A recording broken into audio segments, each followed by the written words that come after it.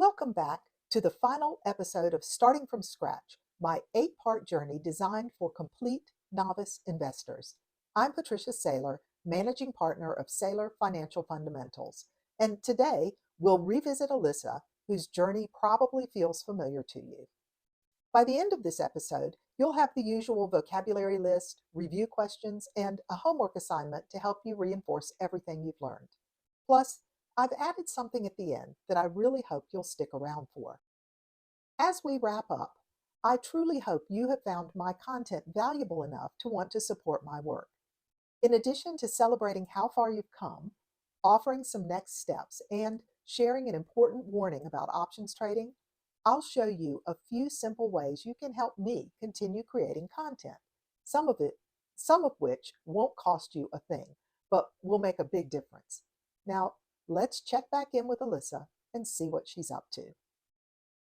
Alyssa had not felt like she had enough money to contribute to a retirement plan, so she'd never signed up for a plan at work. But now, with her own investment journey underway, she felt ready to see what her employer offered.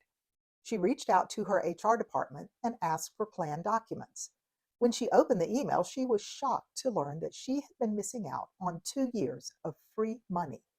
Her employer would match up to 5% of her salary, immediately doubling her investment. Even though retirement seemed far away, Alyssa understood that small steps now could mean a big payoff later. Contributing automatically through her paycheck made it seem manageable. She wouldn't even have to think about it. The money would grow quietly in the background. Learning that if she changed employers, she had the ability to roll over her 401k into her own IRA gave her the confidence that she was on the right path. She filled out the documents to begin contributing 5% of her salary to the company Roth 401k plan. It was going to squeeze her a little to make the contributions, but she just couldn't leave that much free money from her employer on the table. Alyssa had come a long way since that first day when she barely even understood what owning Coca-Cola stock meant. With the knowledge she now had and the tools that she had added to her kit, she was ready to take charge. She planned to read Chapter 2 of the Novice Investor's Guide to expand her knowledge even further and build her self-managed account. Then she would apply her new knowledge to evaluate the investment selections that she had made in her 401k. Her journey was just beginning, and she felt confident about what lay ahead. She didn't want to rush things, but a curious thought crossed her mind. Maybe I should learn about options. I would be remiss if I didn't talk about plans that you may have available at your place of employment. A 401k is an individual account offered by some employers and funded by income you earn at your job. The contributions are usually taken straight out of your paycheck, so you're not tempted to use them on something else. While there are other employer-sponsored retirement plans that may be available to you, a 401k is the most common.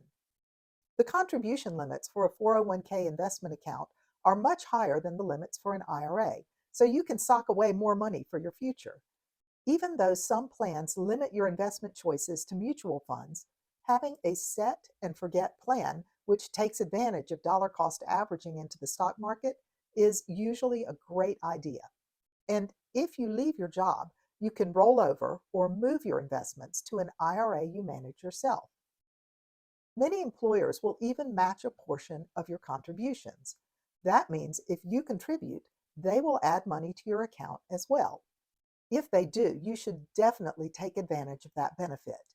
If you contribute as much as your employer will match, you will immediately increase your investment, and you may even be doubling your funds. It's important to note that employer matching contribution formulas can vary, so make sure you understand the specific arrangement offered by your employer. Additionally, some employers may have vesting schedules that determine when the matching contributions, meaning the portion they have added, become fully owned by the employee. Some employers even offer a Roth option, so you never have to pay taxes on your account growth. Like an IRA, traditional or non-Roth plans may offer you tax savings in the year you make the contributions, possibly allowing you to contribute more money to them. Roth plans may save you in taxes later when you start making withdrawals. I'm not a financial advisor and I can't speak to your individual tax situation, but I am advising you to seriously consider taking advantage of your employer sponsored plan if you have access to one, especially if your employer will match your contributions. Failing to take advantage of employer match retirement is just leaving money on the table. Use what you learn here to supplement and not replace that benefit. As always, we're going to cover vocabulary, review questions, and you'll get your homework assignment. But after that, please don't click away. Watch through to the end of the video for 4 brief but important items as we wrap up this 8-part series: a recap, next steps, a warning, and I'm going to end with a sincere request from me. But first, let's get started with a terminology review. As always, you can sign up at my website to download a PDF with definitions, answers to the comprehension questions, and a reminder about the homework. Make sure you know and understand these terms: 401k, employer match, dollar cost averaging, rollover, vesting schedule, and Roth 401k. Can you answer these questions? What is a 401k and how is it funded? Why is it a good idea to take advantage of an employer match?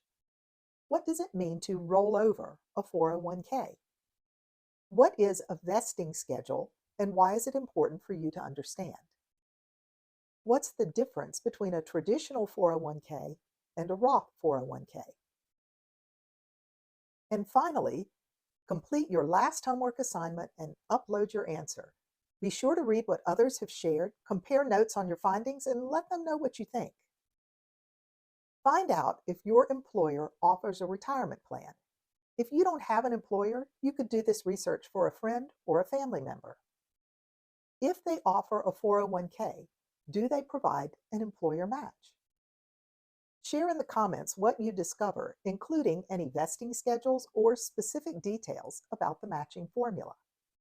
Engage with fellow viewers, respond to their comments, ask questions, and share insights. Your participation helps build a supportive community of learners. As we wrap up this series, don't forget to stay to the end. We'll celebrate how far you've come, discuss strategies for your next steps, cover a crucial warning about option trading, and finally, the last one is going to be from me, a request for you to do just a couple of things to support my work and help me be able to continue creating content for you. First, congratulations on completing the final episode of the Novice Investors Program. If you've watched all 8 episodes and completed the homework, you've done something most beginners never get around to. You've taken real, actionable steps toward building your financial future. You now have a solid overview of the stock market and how it works. You have chosen a dividend stock, a growth stock, and an ETF to add to your account. You have set up an account and sent money to it.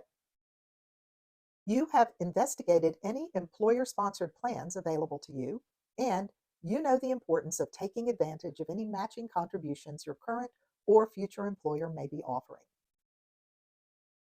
If you are ready to take your next steps and start buying investments with confidence, Chapter 2 of my ebook offers an easy roadmap to guide you through selecting and buying your next investments. My Udemy course on the same topic walks you through the process of becoming a stockholder and watching your account grow over time. I also offer one-on-one consultations online to answer questions or help with navigating trades. Remember, links to everything I offer, including free PDF supplemental guides for this video series, are available on my website. Now, I want to give you some advice and a warning about options trading and invite you to come back after you have some investing experience. If you decide to expand your investing skills with option trading, hang on to my book for a year or 2. Then, when you're ready, read chapters 3 through 6. Options have a bit of a learning curve and take some management, but used strategically, they can enhance your returns.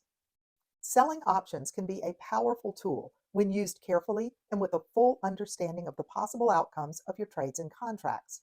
And my goal is to equip you with the knowledge you need to make informed decisions, not gamble with your future. I cannot say this emphatically enough. I caution you to be wary of online promises of quick riches. You will see many sales pitches trying to lure you into risky gambling disguised as investing. Be careful. Expensive courses and trading groups often market with distorted and selected information. Don't let them lead you to more losses than gains. And finally, before you go, I have a favor to ask. I love creating content for you here, and I love hearing stories about how my efforts are paying off for my viewers.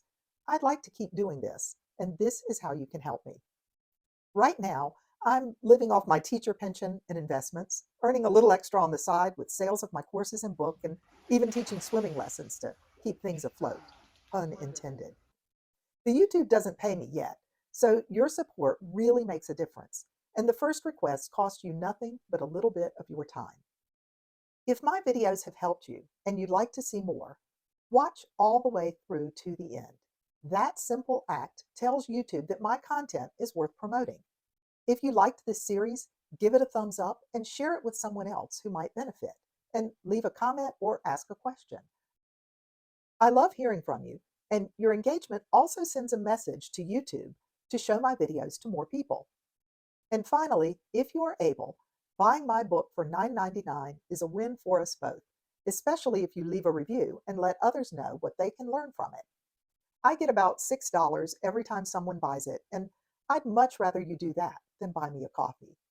Anyway, I sold my Starbucks stock a couple of years ago and bought my own espresso machine. I hope this series has started you on the path to responsible financial growth, and that, like Alyssa, you will continue growing and learning. I'd be honored if you'd let me continue to be part of your journey.